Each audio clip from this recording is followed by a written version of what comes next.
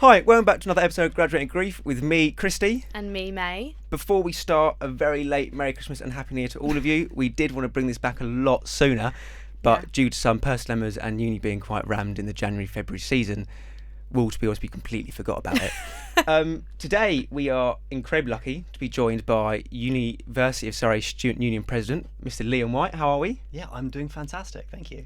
Wonderful. I'm still quite shocked that we have... You reached out to us for this as well. This wasn't like a... Yeah. I reached out to you. Yeah. Well, it's, I've always had appreciation. So my history with Stag Radio goes way back to 2019, pre-COVID times, when I was part of No Wave back in the day. Yeah. And we always used to have like the submission nights where we sort of just, from 6 o'clock for a couple of hours, we'd be able to submit No Wave type music to be playing on the air, back when we were on the air. I'm still sure. I remember when you messaged us, because May... Yeah. lives in my house. I remember sprinting downstairs in like my dressing gown, boxes, screaming. Yeah, you were very excited. Messaged me. Wow, I'm honoured. We felt very flattered, to be honest. we very do indeed. Flattered, yeah. Oh, well, definitely. no, thank you for having me. It was really helped us because we were kind of running out of things to talk about. Yeah, we were. Well, I'm running out of people as well. So let's start off simple. So, a bit about you, and also what is the President Student Union? Because I think a lot of people aren't really they're familiar with your job, but what do you do? Well, yeah, I mean, fundamentally, if you don't know who I am, then I'm currently failing at my job. So, yeah, my name's Liam. I'm currently the Students' Union President, and the way that I sum up is I'm basically a political figure for students in that sort of representative fashion.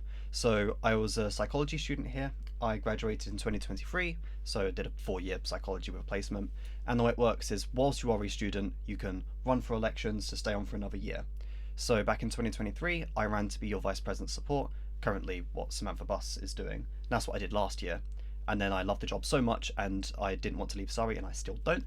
So I re-ran for another year, and this time I'm your president. And basically, I go up to the people who run the university who get paid 10, 15, 20 times my salary, and I tell them how to do their jobs. The idea that any decision that's made at university regulation level, or with my leadership more of a political level as well, a better outcome will happen if you get students in the room. And it is my job to... Hamilton, to be in the room where it happens. Well, actually, be fair, you love Hamilton, to be fair. Sorry. I do, but you are a bit of a theatre geek, and you're currently Yeah. the lead in Footloose. I'm not the lead in I was Footloose. gonna I thought you were like ask Kevin I- Bacon's role. I am Wes Warnaker. I am his uncle. So yeah, musical theatre. I'm actually seeing Hamilton for the first time in a couple of Are weeks. you? Yeah, Oh my yeah. God, you're Listen gonna to love the it. soundtrack. It's amazing. Somehow, so I've only really been into it for like a year and a half, 2 years. It was Six, the musical, of all things that got me into musical. Really? theatre. Yeah. My second favourite musical, Six. Yeah. So since then, got really into musical theatre, joined Musical Theatre Society. I'm currently in the Footloose show. We had our first gig last night, which went really well. I'm playing sort of ensemble, and also I've got 9 words of spoken dialogue, and I get the one stage slap in the entire show. I give the slap, I don't receive it. Sorry. I think it's better to give it than receive it, to be fair. I think that's more fun. Wait. Sure. Sure it is. We have to cut that out. I disagree. I firmly That disagree. weirdly to fits cut that because out. the uni has just You had can't keep that in. the We uni can't keep has that just in. had I Shag didn't Day. even mean it like that. Yep. Sexual health and Awareness and Guidance Day. Yep, exactly. That's it. So in the spirit of Shag, I think I've got to keep it Okay. May Fleming, the new mascot My dad of Shag watches Day. this podcast, so please, can we not? Thank you. Hi, Tony. No. Okay. Do you want to move on to the next question, May? Yeah, let's move on to the next question. So on the topic of you liking musical theatre and stuff like that, obviously I'm at GSA on a foundation year, and a lot of students that I've spoken to at GSA sort of feel like, with such a stressful sort of course, because it's like so intense and you're in like 8 hours a day, Yeah, of course. and stuff like that, they struggle to balance stress and also doing that as well. So from you doing musical theatre and also being the student president, how would you say you balance like stress and Wow. also fun at the same time? Yeah, work-life balance is one of the hardest things to get as a sabbatical officer, because the weird thing about us is that we are students. We are this grey area where, although it's a paid full-time job I do, we are still students. Yeah. And there are different ways you can approach that. For me, it's why I do musical theatre, because it's Yeah. important to still feel like a student. Yeah. That, like, I don't feel like I could do my job if I wasn't doing studenty things, Yeah. including going out to Rubik's every Wednesday when I can. So yeah, how do I balance that? For me, I try and build my life and my workday around finding opportunities. I mean, even this is an example of wanting to really connect with the community still, and having times to switch off. That's a hard thing to learn. I mean, it doesn't apply just for my role, but in anything, being able to set boundaries of when am I president, when am I the representative face, do I have a protected bubble where I can stop doing that and just be Liam?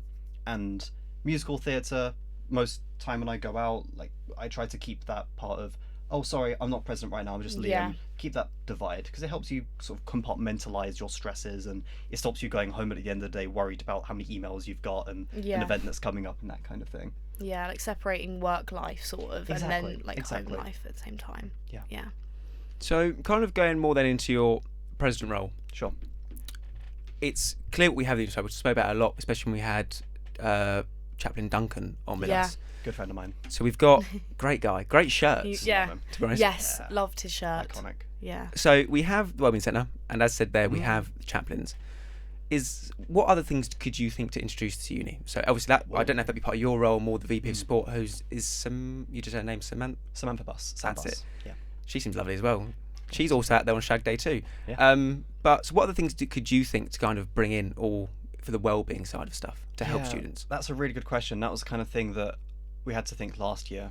So the challenge is we, as a university, have some of the best wellbeing provisions of any university in the country. I firmly We're believe ranked second for student well-being, aren't we? that. I think, We've said this before, and I yeah. think first for awareness of well-being or something ridiculous like that. Wow. Yeah, we are insane. And when the university went through a big financial resilience plan, they called it, a restructure last year, and only a few service provisions weren't affected by that in terms of lots of staff being voluntarily severanced.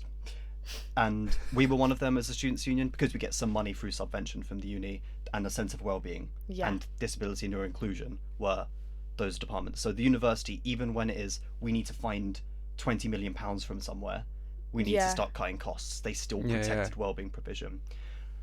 What is missing? I think there is always an issue of awareness. There's always an issue of modelling in terms of students seeing themselves represented in support services. It's very difficult when you're talking hiring practice in terms of the sense of well-being and the kind of practitioners they have there. But if you don't see someone of your race, of your even religious persuasion, or any, there are sex differences and things like that, that's always an issue that we're trying to unpick. I mean, being a psychologist myself, the stereotype is a middle-aged female person Yeah. and a female white person, and that can be quite hard for certain people to engage with that. Yeah. So there's that element of representation, and in comms and media and marketing as well. I'm a really big believer, and it's something that separately I'm working with the sports park about at the moment. I hate the fact that we've got images of athletes up on the walls in a lot of the spaces when we should be having our students plastered up Yeah. everywhere to see yourself Yes. represented. Same is true for wellbeing, making sure we're using our students' faces, using their stories, using Yeah. their experiences, because that is what will connect people to. It's more relatable in that Yeah, way. exactly, Yeah. exactly. Would you say one of the issues, because I'd say one of the biggest issues with student engagement is actually the students themselves coming forwards, like having the feeling they Yeah, have that's true. space for students to come and Yeah. We're getting better. We are getting better at that. I think 5 years ago, my job as VP support would have been to tell students that mental health exists. Yeah. That's not the case anymore. We're all really literate as a society, as a culture, not just students but the world, I Yeah. think, in how open we are in talking about it.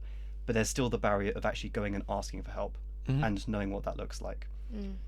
And I'm actually quite happy with the university's approach and what we're doing as well as the union. There's a new service, Thrivewell, which is all about getting people physically out at the hive, so you can literally just walk up and talk to people. Yeah. That physical accessibility of being able to go and talk to someone is really important. Absolutely. So in your support role, Yeah. was Fiverr one of your things? Thrivewell, I was consulted. I helped sort of pitch in my ideas to Thrivewell. I won't claim credit for inventing it at all, but when it was like, okay, we need to think of fundamentally what we should be doing with this restructure, it was the student's voice flown through me that the feedback was we should have it more in person, more accessible. There should be a person I can walk up to and talk to, and that's what spawned Thrivewell. Very interesting. I was also going to say, obviously, on topic of what our podcast Yeah, is of course. based on, obviously, if it's comfortable for you, if you've experienced any grief, how has that affected your time at university and as your role as student president? Yeah, it's interesting. I maybe as I talk, I'll think more about how it's affected me as president, but I have got quite a long history with grief and mental Okay. health. So growing up, I perhaps had some quite poor luck in that people I've known certain families and friends, distant and close, have known people to pass away, like immediate family, I'm talking. Yes. Brothers and sisters. Oh, and wow, yeah. what I saw then, worth saying, I haven't actually experienced much grief myself in my immediate family. This is mainly what I've seen the community rippling and feeling. I'll come back to myself in a minute. Seeing how isolated and lonely people felt when, especially when it was a sibling, losing someone really close to you, a twin in one case, that ripple effect of them not knowing where to go to support, the language, the vocabulary to talk about that in the first place, that's something that was really impactful to me. And the need for community, a thing that is very integral to me and my belief system, is that university isn't just about education, it's about community and belonging.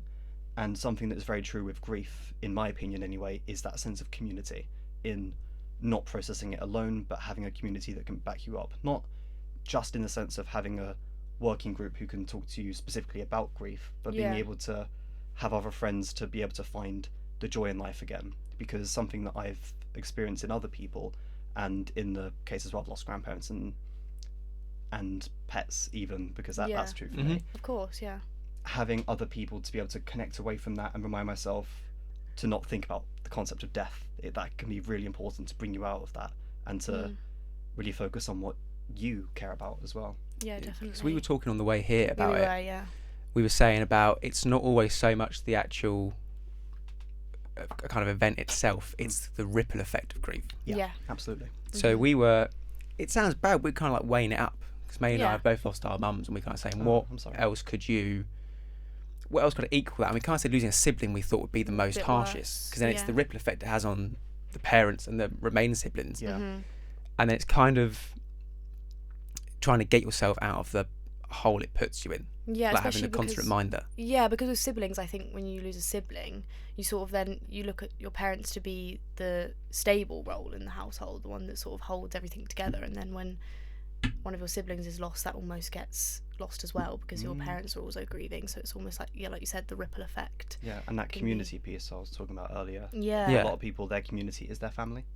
Exactly, yeah, for most people, I'd say. I always think it's down to the expectation. It's kind of like we were saying as well, losing a parent isn't something that's unheard of in life. It's kind of expected to lose a parent, obviously not at the age that May and I did. Yeah. But, you still kind of have that warning. Like if you I think my dad was in his late 40s when my granddad died. It's kind of like, well, he was sad, but he had cancer. Like, you kind of, you expected it. The man was 70. I know that sounds so bad. That does sound bad. But it's not outside the realm of possibility. No, exactly. No. That's the norm. Or like I said, losing a grandparent. I mean, I was 5 when I lost my pops, and it's like, well, that's not unheard of. Yeah. But then losing a parent at 17 and 18. Yeah. That's where the more shock comes from. But it's also interesting to hear that you were a friend as well. So you were a friend experiencing someone else go through such severe grief. Like, me and Chrissy have this conversation all the time. Like, we wonder what our friends think. The perspective. Like the perspective of a friend. So would you be able to explain sort of how you felt experiencing that? When I first saw that happen, I was young. I think my first experience of that, I must have been 15, 16. So not too literate in things like mental health and not, again, that vocabulary piece, right? But I mean, the biggest question for me is what can I do to support this person, because it's not an experience I've been through. Yeah. For me, myself, family isn't one of my core integral values. I have a supportive brother, mother and granddad, but the rest of my family unit's quite estranged and I'm not too connected to them. Yeah. So we can talk about the concept of empathy in a little bit, but for me, I had no frame of reference for what it would feel like to lose a sibling. And even if I did have that experience, it would fundamentally be different for me as it was for them. So the big questions are, what can I be doing to support? And then as I've sort of gone through my university career and I got involved in support services, because I helped out with our own Nightline listening service we have here, where grief and bereavement is quite a common topic, and just support roles more broadly in a representative way, I have developed more of an understanding of how to connect with that, how to have a conversation, and the idea that, talking about when I said empathy earlier, an acceptance that even, I don't know what your two's experience is, but even if you share a kind of grief in terms of losing a parent, your experiences might be so different. And empathy being Yeah. a concept that you can perhaps understand the emotions Yes. that you might be feeling if you're able to describe them in the same way, Yeah. but you can never quite understand exactly what it feels like for that Well, no, because person. we've always said 100%. same ending, but we took two completely different journeys there. Yeah. Yes. And even when you lost your mum, and we'd only been friends like 2-3 months, for me it was kind of like not wanting to overstep. Like I didn't want to come in and Yeah. seem like the expert on it. Like, oh well, that's don't worry, Yeah. I that is know absolutely everything. key. Yeah. So to steal something straight out of the Nightline training that I would run, one of the big pitfalls you can fall into in what we call active listening is assuming that you understand, saying you're going through something that I've been through. These are the things that helped me. Yeah. These are the things that I've learned, and just try to inject that into someone 100%. else. You want to. It's a Yeah. very natural human reflex because you see someone in pain, you see someone who's suffering in some way, and you're thinking, Yeah. I want this to stop because I care about you. And make it better and like patch things up. Yeah. But actually, sometimes, and it's not true all the time, but sometimes that might do more harm in ways because you're assuming that you understand everything. Yeah. And for me, I found it when I had my own mental health difficulties when I first joined university. I found it quite hurtful when someone assumed that they understood me. Yeah. Yes. So the ability to step back and engage with the emotions, that's the really key important thing that I've learned, that if I could tell my 16-year-old self to do, I could have done better to support my friends back then.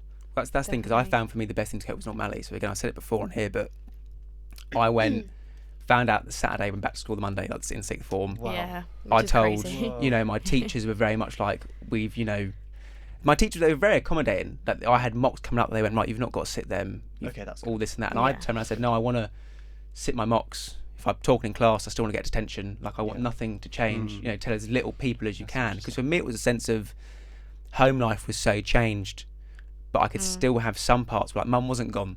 You know, Yeah. teachers still threatened to call my parents if I was Life- misbehaving. Yeah. Your life hasn't completely changed. Exactly. Yeah. That's so interesting. And it was things like, you know, I remember I said I'd sit my mocks, went in, read question on my business exam, which I think like cost benefit analysis, had a breakdown, ran out.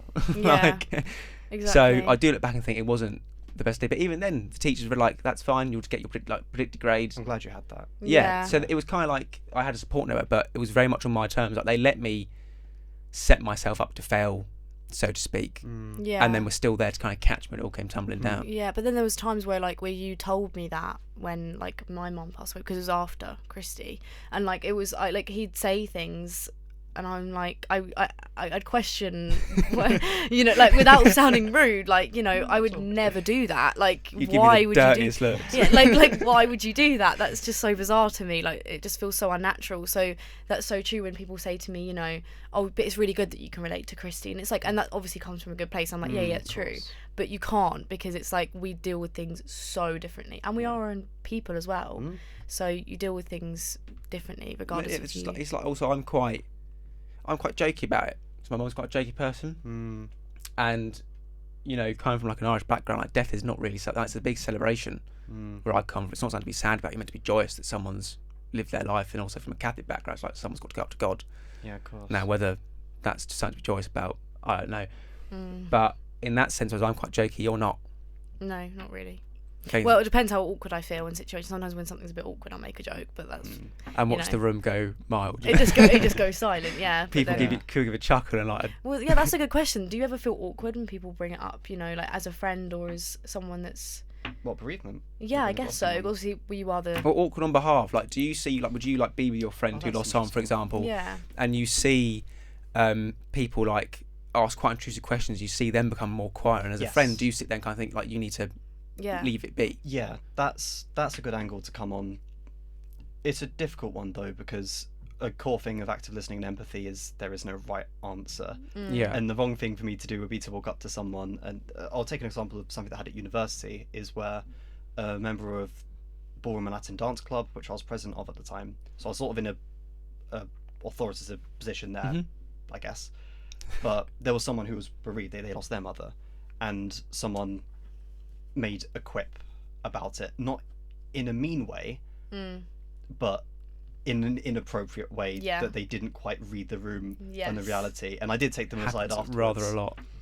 I did take them aside afterwards, and I had that uncomfortable thing of, I don't want to feel offended on someone's behalf, but I just want you to be aware of the language Yeah, you're yeah. using and make sure that take them aside, have a discussion with them afterwards, make sure that you haven't overstepped a boundary. The rights and wrongs of it all. Because you don't want to get righteous on someone else's behalf. But the original question of, am I uncomfortable when someone else discusses grief? Yeah. Not myself. That can be for a lot of reasons, but I think the main thing is I sadly have lived that experience of death. I particularly have known a lot of people in my life to die by suicide in particular. So the concept of it, I'm quite desensitized to. You're comfortable with it now. Yeah, that's a better word than desensitized. Yeah. Not in a way that it doesn't affect me, but in a way Yeah. that it's not a shock. It's not a thing that I don't know how to process. And it's something that I've got experience in supporting people with. Yeah. That's also So that's I'm quite a comfortable. sad thing. The idea of it's almost saying like you're used to it. Yeah. Sadly, yeah. And especially being a sabbatical officer, again, my history with support services means I have supported people in moments of catastrophe for them, and that experience is something. It's been the most powerful, important moments of my life, and I've been there for them, and I do it all again in a heartbeat. But it meant that, yeah, I'm comfortable sitting in that space and discussing it. Yeah. And frankly, I mean, when it comes to being in the listening role, not knowing what happens after the phone call ends, because you don't. Yeah. You have no way to follow up with these things. So because anonymous. Yeah. Yeah. Oh wow. Which is a very uncomfortable thing to feel. like Can I- that must eat away at your mind as well. Did to begin with. Yeah. And still does. Yeah, I'm but- sure. Part of the training that I put on, part of the experience is you learn how to process it. Yeah. And if we're talking this specific context, Mm. the processing is I did absolutely everything I could, and what that person needed at that moment in time was someone to listen, and I could provide that. And you did exactly And being that, yeah. being confident in you've done the right thing. Mm-hmm. But I think that also goes back to the ripple effect. And that's Yeah. not even the ripple effect of grief. That's more kind of the ponderance of it. Like Yeah. sitting there going, it could happen, and all you're doing there is sitting at a desk thinking, what's happening the other side of that phone call? That's a really interesting question. I was discussing this with someone, because grief is an interesting thing. You say the word grief and you think straight up someone has died, you've Yeah. been bereaved. In my experience, I've also come to learn of a grief of not knowing whether someone has passed away in the context Oh, of really? these phone those calls. phone If you've calls. supported someone with suicidal thoughts, for example, and not You knowing don't know how what's that ends, happened. the way that our listeners can sometimes describe that is a kind of grief, in a way, Yeah. because you don't know how to process it. Yeah. I'm not trying to speak on their behalf, but that's the kind of feeling that I get from them, and it's something that I experience personally. Mm-hmm. But then also different griefs of I had someone who a family member was removed from the family unit, basically in another country, and disconnected, and Oh my God. sort of contact severed, and their grief was I now no longer have this person in my life But they're still alive. and might not ever be able to again. Mm. Or even in a relationship, there is a reality that a lot of people feel grief as a relationship ends because Yeah. you have lost something. I find that so interesting, the idea, because we've Yeah. never touched upon that. The Like idea grief of of someone still being alive. because grief Yeah. doesn't have to mean, like I say, it's just grief is losing someone. It's a semantic thing. It's a language thing. Exactly. Like I don't want missing to drag away someone. from our focus here, but I think it's an interesting concept to think about of loss. I find that thrown the idea of Yeah. you can experience grief and still know full and well that person's living their life just like some of the outside Yeah. world. Or when someone is terminally ill. Mm. When the pre-grief that you Well, that's the thing, the time frame of grief, knowing it's going to happen but not knowing when. See, I had that as well with my mum. She was terminally ill, Oh, but okay. for not very long. Like it was quick, but like it was having to process something before it was happening. And would you describe and that as grief beforehand? I'd say so, because it was like I was mentally preparing for what was going to happen, and almost like, you know, savouring every last moment and not knowing which moment would be your last, what would be your last conversation, and it's sort of that kind of thing. She was still there, but then I sort of look back and like, was I making the most of that time, or was I just worrying about when it was going to happen? Then I'd you know? also ask, would you say that, because I didn't have that. Yeah, I you just didn't have got that, it just happened, to put it bluntly. So would you say that's a blessing or a curse? The idea of, well, Yeah. I've got the warning, I don't know when it's going to happen, but I know it's going to happen, compared to what I got of just, yeah. it's there. Because what, like you said about, because what I do if I had that thing would be like, this is what I said on What Normality. Like, I didn't go into school and tell everyone, because I didn't want people to change how they treated me. Yeah. I want people to still, you know, my mates still crack jokes teachers still get moody with me. I didn't want the whole like, oh, you've just punched someone in the high street. Well, it's all right. You're grieving. Do you know what I mean? Like that whole like let off. But with that, I feel like if I knew someone I loved was going to go at some point, I'd completely change my attitude towards them. Like I'd try to spend every waking minute with them, and it become almost weird. Like that's not how I acted with them originally. So why am I now doing that? Yeah. Yeah. And vice versa. If I knew I was going to go and people started acting weird with me, I'd be like, Well, you told me the other day that you said that you wouldn't tell people if you were terminally ill. I wouldn't. Oh, that's fascinating. Yeah, I think that's very fascinating. Because if I was terminally ill, let's say if I got told tomorrow, touch wood, it doesn't happen, a doctor said to me, Christy, you've got a year. I would not go home and tell people, because that last year would be morbid. People going, are you okay? I'll do this for you. Oh, don't worry about that. You know, I'd hate it. I like coming home and that our housemates will take one look at you and just make the most obscured comment about whatever. Do you know what I mean? I like that kind of back and forth with people. I like consequences of some things. It's right if you don't do an assignment, you get 0. Yeah. I'd hate that my last year would just be not my life. Yeah. Do you know what I mean? That is fascinating. It is, yeah. But at the same time, I wouldn't do like a year go and then people be like, well, what happened there? Do you know what I mean? When things like, I say like the last 3... What the hell? Why didn't he tell me? Yeah, why didn't he tell me? I would have sent a card. I think people would have been quite annoyed if you didn't tell them. Do you know what I mean? Just Christ, he got skinny. Like that's all people would say. But at the same time, if I was like if it was like the last 3 months, that's be like, look, guys, I got told a while back this and that. I think people would sympathise with your reasoning. Isn't this a plot of Breaking Bad? Is it? A little bit. Well, minus the crystal meth, yeah. Well, first season. No, he tells people he has cancer. Some people. I thought it was about him being a drug dealer. Yeah, but that's why he does it, because he has cancer. Spoilers for Breaking Bad. Oh, yeah. Oh. Although if you've not watched it, where were you? Like, it came out like 2008, it started getting released. It. Sorry, I've absolutely derailed this. But no, it's a really interesting concept.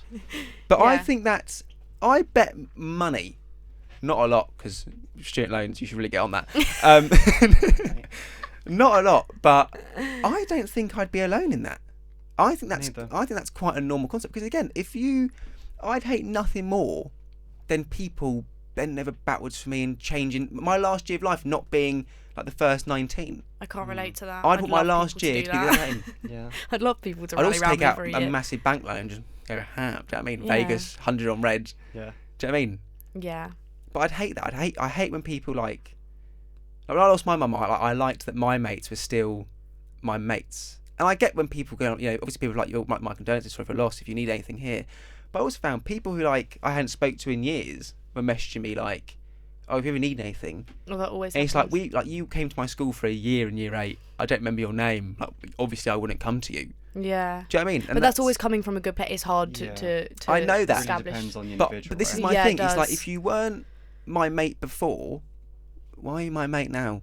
Because people care. That's I get that. So, a wonderful thing. I actually can't remember whether Duncan spoke about it when he was last on, but a wonderful thing we do at university is when a member of the community dies, be them a student or staff member, we have this tree up by the chaplaincy. I don't think he did mention this. Really, that surprises me. So he did not know. Any of you can go have a look. If you go to the Roundhouse up on Stag Hill campus, we've got this tree where every leaf has engraved the name of someone who's passed, and we get clearance with the family that they're happy with it. Yeah. And you can literally see their name, I think sometimes what course they did and what year they passed away. But the concept that for them, it's a way to keep them in our spirits forever. Yes. Recognize them, put them over the community. And there was a student death. I forget whether it was this year when I was president or last year when I was VP support, but there was a student who passed away, and the community came together. Members of their clubs and societies, their family, they all came along, and something that we expected maybe 10 people to come along to. We had this service is a bit strong, but we had this moment of reflection with a good 30 people who just came along. Some of them just tangentially knew this person, but because they were a member of the community, they wanted to show up and reflect and remember this person. That's really I do think that's lovely, because that's a sense of community. I think from my point of view, it reaches 2 things. One, I go, I wanted normality, and it wasn't normal that someone I went to school with in year 8 was kind of going like, I'm here for you. because like you weren't prior to it. Yeah. But I also think it's, for me, it's like, I think we've said this before. Some people, I think, do it to look good. Some people kind of like the idea of. Sounds very cynical of us. It does indeed, but it's true. Well, yeah. If we're talking an Instagram post reshared, an Instagram story of I love you and I miss you so much, but I'm gonna do something completely wild and quote Bo Burnham's Inside film that we released during lockdown, and there was one where genuinely there is a point to this. Yeah. There was It's one a great that's film. all about sort of taking a white woman's Instagram, Yeah. sort of taking the mick out of Oh, all yeah, these yeah, yeah, fancy shots, but then it ends with a very genuine. They make a post saying, "Mum, Dad, I miss you. You've passed away, but look at all these wonderful things I'm doing." In this fictional person, but something that's built on reality. Even the thing that you might consider a bit like cynically, you might view and see, are you just virtue signaling? Are you just trying to say you care to make yourself look good? Maybe that's a form of grief as well. Yeah. Maybe for them, they feel an element of wanting to share it with the community. It's a topic of, both exist, for sure. There will be people out there who just want to do the bare minimum and pitch in, but there will be some people who that is how they show that they care. Yeah. And I think it's good to hear that perspective though, I think, because like because we've experienced we get defensive, it's like an automatic response. Yeah, of course. But it's nice to hear that not everyone's, thinking of things like that. Some people have manners. But then that depends on you, and people should also be respectful of the way that you're grieving. That's true. To assume that some people, they don't want a whole public social media thing done if they pass or someone close to them pass, and for you, for example, that might be quite offensive in some ways, and that's completely fine. I think there it comes into communication and people respecting your boundaries, even your boundaries to grieve. You should be allowed to grieve how you want, and seeing on everyone's social media about this person might be absolutely brutal for you, and there should be some element of respect. I for think that as for well. me, it's kind of like, I don't know who said it, but it's like, if you weren't there for them in life, don't be there for them in death. It's like, if you didn't have the time when they were breathing and kicking, I can see that. don't make the time for them when they're gone, because it's too late. Yeah. And I kind of get the idea, like, some people have very torn families, and they'll hold many grudges against, a loved one. Then they lose that loved one. It's kind of like, well, I made a mistake. I think that's fine. I think that's different to kind of acknowledge that you didn't do enough. But there's a difference between acknowledgement and enactment. Yeah. Again, people reaching out, I've got no problem with. People who now say, like, because even now people are like, I didn't realise your mum passed away, like, 3 years later. Yeah. I think that's fine. Now, that's just kind of my condolences. But I think it's the people who, again, do it just for the sake of doing it. They think it's the right thing to do. An empty if you ever need me, I'm there. But it's kind of like, well, we both know that's not happening. Yeah. I wonder, to offer some self-reflection on it, when I'm talking about, so there are a lot of student deaths every year. It's an unavoidable fact. When you have a population of 17,000, it sadly happens. And when there is a service, because I, as president, I'm notified whenever there is a student death. I'm told who they are, what their course was, and things like that, so I can prepare we can get the Samaritans in to support their club or society. Like, we can do things to help. But in this particular student's case, this was a student, the service, I mean, that was a student that I don't think I knew them personally, but I still went, not to make a point of I'm the president, I'm representing the students, just because I felt it was important that I was there. Yeah. And when I was doing that, I was asking myself constantly, should I be doing this? Like, is it appropriate for me to be making an appearance here when this wasn't my friend? Yeah. But speaking to their parents, they were grateful that I was there, and I explained why I was there, and I was even asked to say a few words, which I was very uncomfortable with, but I then went to the family and I said, are you comfortable with me saying a few words? Other people also said some words, but for them, they found value in the fact that even though I had no connection, I represented that community ripple effect that showed how many people loved their son. Not to challenge me. In no way to belittle what you did, because I think I completely agree what you did. Yeah. If you were the former president, like this happened next year when you weren't in your place, would you have gone? Like, would you say that was you or your role that that's went? an interesting question. Because again, I think what you did was completely right. I think the idea that someone so high up from the university was there is incredibly kind and very nice, just to show that the university does care. But I would, again, this sounds like I'm belittling what you did, but I don't mean to. No, you're not. I would argue Not at all. that it was the president that went and not Liam. That's a really good question. Because if this was next year and you did know about it, would you then feel like, well, I'd go to show the same thing, but would you argue you're not showing it because you weren't in your role anymore? I think there's some truth in that. Mm. It felt, and equally, I wouldn't then expect my successor to go and show up to these memorials. I feel I attended because my background has been in supporting student deaths, and this sadly was a student taking their own life, which is why I felt it's so important to get a community piece there. But you're right, I think if I were just a nobody, when my identity vanishes because I'm no longer president and no one cares about me anymore. Just a date on a CV. Yeah. That's all I will be. No, you're right, I don't think I would. Yeah. I don't necessarily think that's a bad thing. No, I was going to say, I don't think that's a No. bad thing. I think that's you feeling like that is your job as student president, and not even your job, but like No, I it's, do, but it's something you that made is- that's something you added to the presidency. Yeah, that 'cause was I your felt like president. it was I prefer right. that. I'm not Yeah. saying the president. I'm saying that was your presidency that decided that, and you Yeah. thought as president and I think that was the right thing to do. Yeah, I agree. Yeah. Just to, again, because it showed that.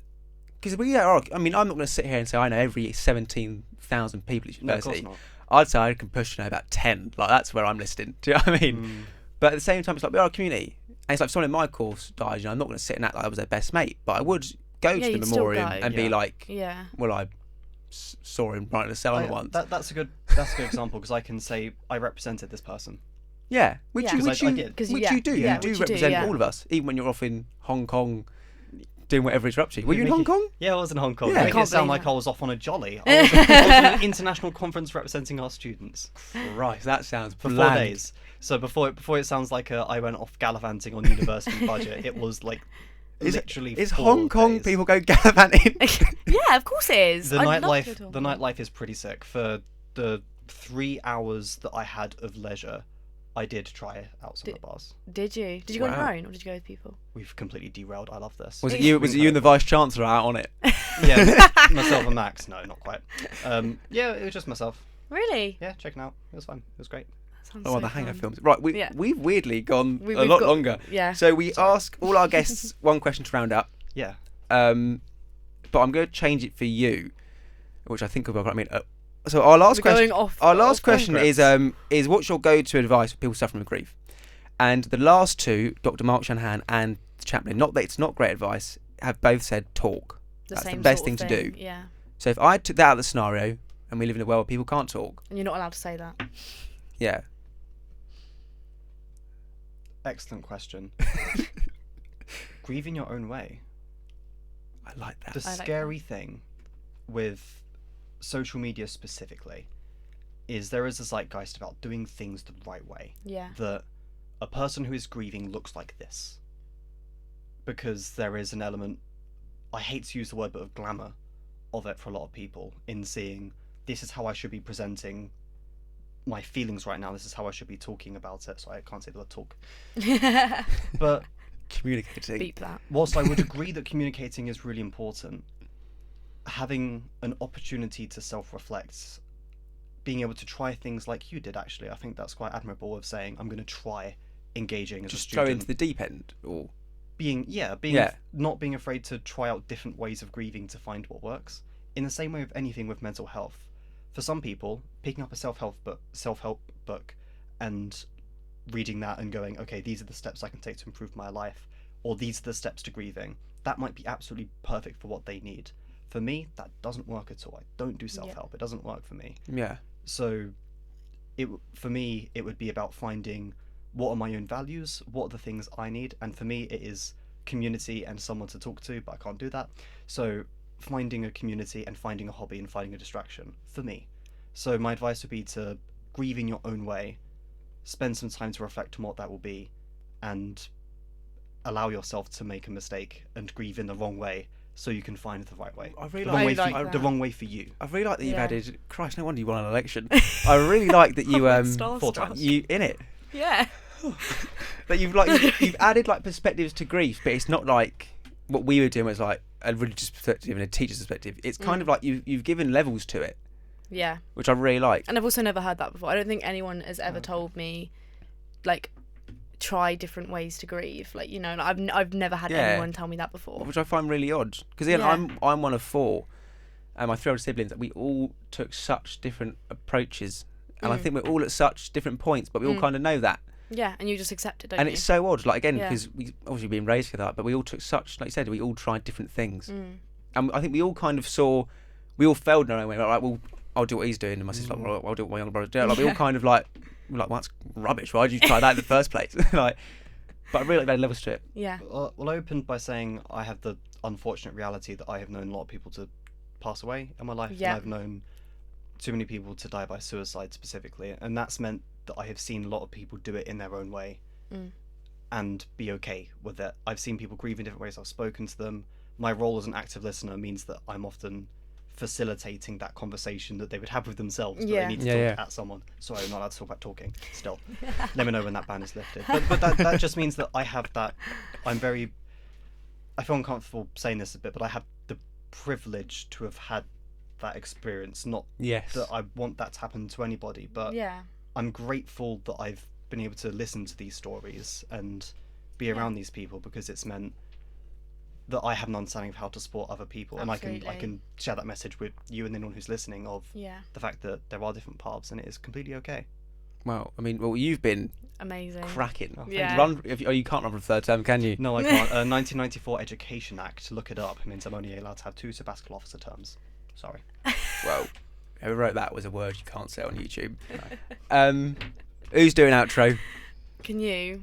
Actually, I'll do it. Go on then, show off. Okay. Thank you so much for watching this episode of Graduating with Grief with me, May. And me, Christy. We'd like to thank Liam for coming on today. Thank you so having me. much. And you can do the rest. Like always, if you ever need support, there is links to the chaplaincy and the Wellbeing Centre. Or Liam, really. Yeah. And the Students' Union. Yeah. I've not ever actually put you into the description. Yeah, not me specifically in terms of as sabbatical officers. We shouldn't really Here's do Liam's one-on-one Instagram. support. Yeah, here's my personal phone number. No, but we have such brilliant student-run support services, Nightline, Talk Together, and Welfare Watch, and Wellbeing Champions. All these wonderful things that are run by students for students. So really important that the students know that they can see themselves reflected in mental health and grief, even. Well, there you go. Lovely. Thanks so much for watching. We'll try not to leave it 3 months for the next one. No promises, though. Just Liam was a very hard man to get hold of. Yes. I'm sorry. Was he meant to apologise? All right. We get it, you're the president. Do you know what I mean? Move on. But with that, thanks for watching. Thank you. Take care.